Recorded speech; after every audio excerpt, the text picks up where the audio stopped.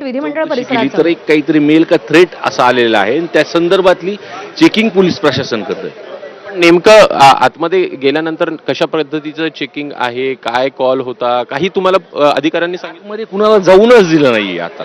सगळं आतमध्ये सर्व कर्मचारी प्रशासन सगळे आत तपासणी करतात. तुम्हाला पण बाहेरच थांबवलं? आम्ही बाहेरच थांबलेलो आहे.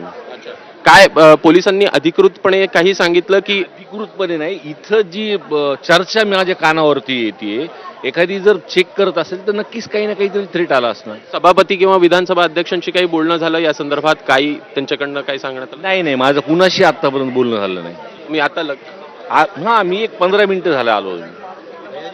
तर आपण इथे बघू शकतो आहे की 15 मिनिटं अगोदर हे आलेले होते, पण तरीही त्यांना इथं थांबवण्यात आलेलं आहे आणि जी चर्चा ऐकण्यात आलेली आहे त्या संदर्भातच ते आपल्याला इथं सांगताना दिसत आहेत. आपण इथे कर्मचारी वर्ग बघतो आहे आणि काय तुम्हाला काय सांगितलं? काय आयडिया नाही, काय आयडिया नाही, काय बोलले नाही. थांबवलंय तुम्ही? थांबवलं, सिक्युरिटी बोलत थांबायला लागलं, बाकी काय बोलले नाही. बरं, काय बोलणं झालं होतं? नाही सर, थांबायला सांगितलं. अच्छा, थांबायला सांगितलं. थांबला आहात.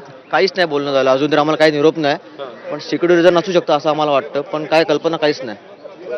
काही अधिकारी वर्ग? पत्रकार मंडळी आतमध्ये त्यांच्याकडे माहिती काही तसं बरं होईल. तुम्ही पण हो हो, नाही पण तुम्ही इथं बाहेर थांबला तर तुम्ही बाहेर थांबला. आम्हाला- आम्ही तर कामानिमित्त झालोय, पण काय अजून आम्हाला निरोप नाही ना काहीच, फक्त वेट. अधिकृतरित्या कळवलं? काहीच काय कळवलंय आम्हाला. तुम्हाला काय कळवलंय? काय काय माहिती? नाही, काय नाही माहिती, काय नाही माहिती. मी पण आता चाललोय.